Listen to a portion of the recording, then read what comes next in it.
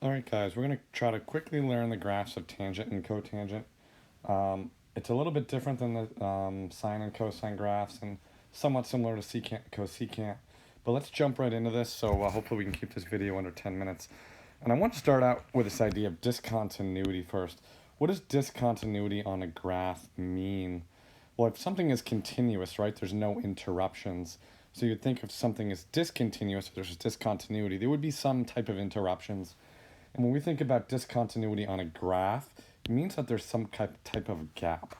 Okay, so when we think about discontinuity, what does it mean? It means there's a gap in the graph.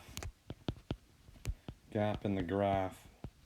Okay, and more specifically, we're really thinking asymptotes, right? There's an asymptote, or asymptotes are a place where the graph is stopped, is limited from crossing, right? If you think back to the secant and cosecant graphs, we had vertical asymptotes, and those little mini parabolas inside couldn't cross those vertical asymptotes.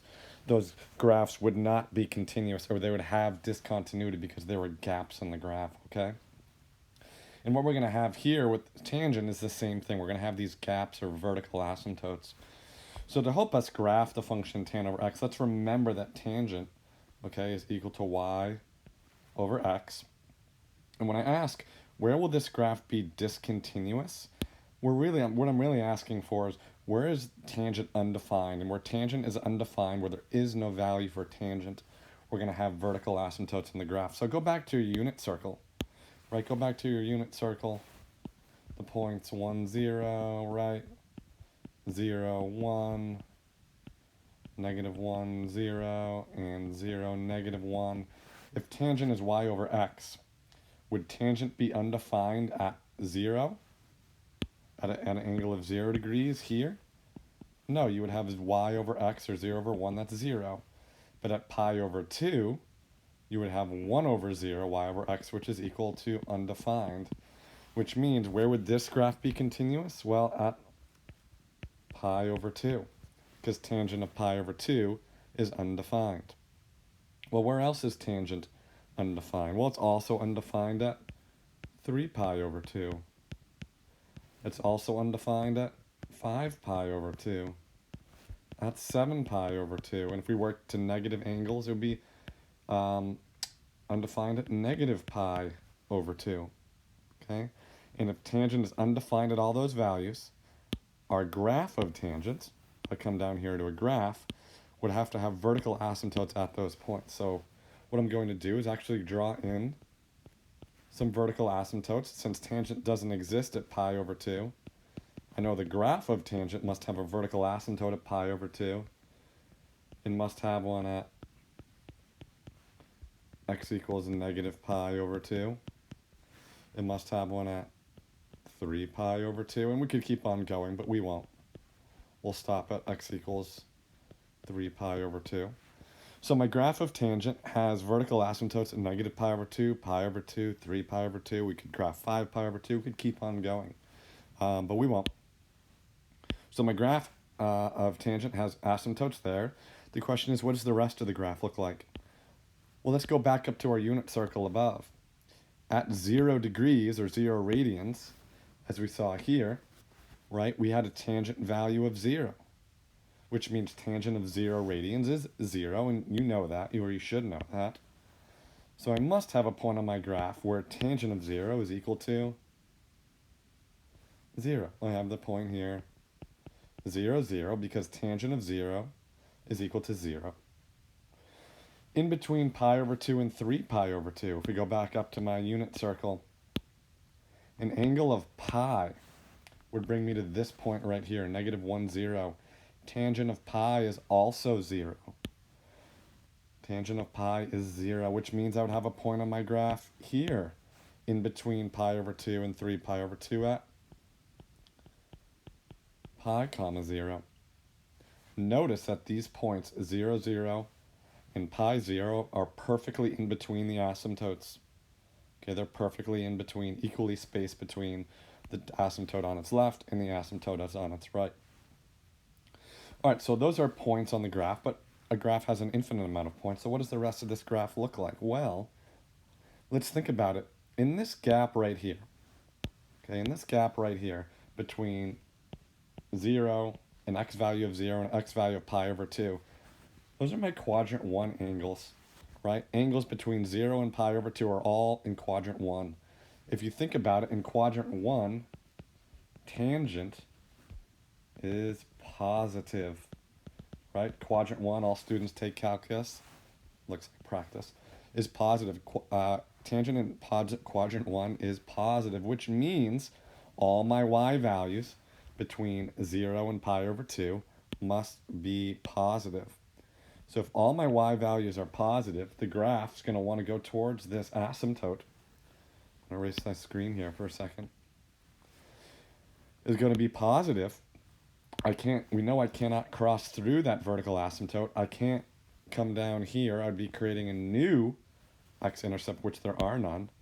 So what is this graph forced to do? It's going to be forced to go up. My tangent graph's going to start at 0, 0, head towards that vertical asymptote, and it's going to be forced to go up.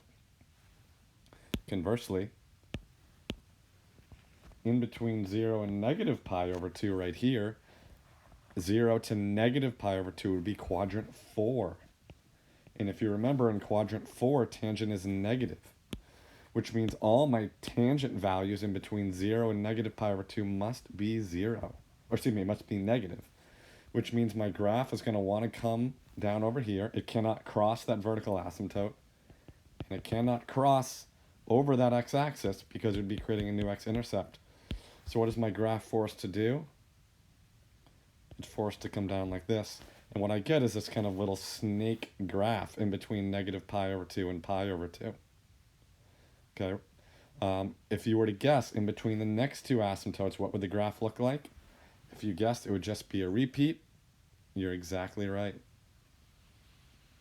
It would look just like that. And the tangent graph is just this little snake graph repeated over and over and over again. Okay. But we're only going to graph 2 of them. We're not going to keep graphing each of them. Okay, the good news when we graph tangent is I'm not going to ever shift it left or right or ever change the period. So your asymptotes for our purposes will always be these guys right here. Always the VAs. I will not give you confusing graphs that cause us to shift it.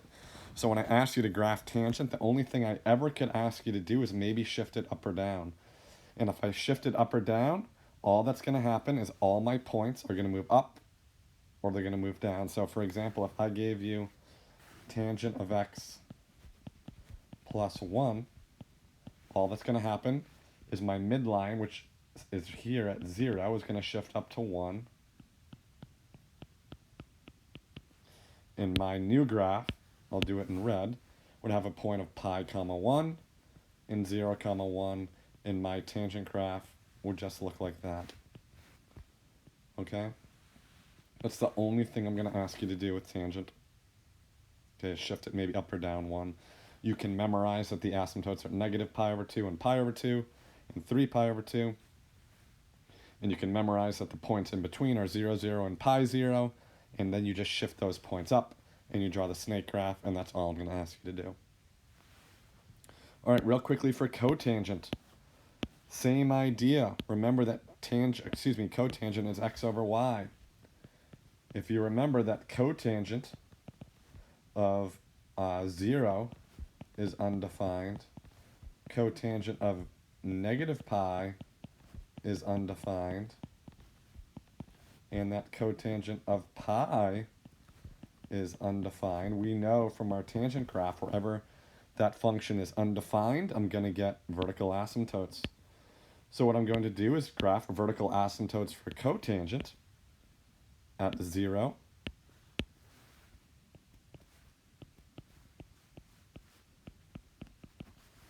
at pi, and at negative pi. Okay, and much like tangent, my 0 points, right, are going to be perfectly in between the asymptotes. So perfectly in between 0 and pi is pi over 2. So my point here would be pi over 2, comma 0. My point perfectly in between 0 and negative pi would be negative pi over 2, comma 0. And again, the only thing I might ever ask you to do is shift these up or down. Okay? So those are my points. And again, I'm just getting them from the unit circle. You should know at this point that cotangent of pi over 2 equals 0, and that's where that point comes from. And cotangent of negative pi over 2 is also equal to 0. That's where the other point comes from. All right, so let's take a look. We know in between pi over 2 and 0, that's quadrant 1. That's quadrant 1, so all values of cotangent in quadrant 1 must be positive, which means my graph, starting 0, must be positive, and as it goes towards 0, it can't cross the vertical asymptote, and it can't cross the x-axis to create a new x-intercept. So my cotangent graph is forced to go up. Conversely, between pi over 2 and pi, that's in quadrant 2, and cotangent in quadrant 2 is negative. So my graph is forced to stay below the x-axis, and since it can't cross the vertical asymptote, it must go down. If you guessed what would happen in the right corridor, what happened in the left, you're right. My cotangent graph would fall as I work my way left to right. And that's your cotangent graph. If we compare it to the tangent graph above, notice that my tangent graph is rising as you work your way left to right. Notice if I trace it in yellow, my blue graph is rising as I work my way left to right, where conversely my cotangent graph is falling as I work my way left to right. Okay? And notice that the asymptotes and those 0 points are at different places, but they follow similar patterns. Okay, and much like tangent, the only thing I'll ever ask you to do with cotangent is shift it up or down. So if I asked you to graph cotangent of x plus 1, let me graph. My midline would be at 1.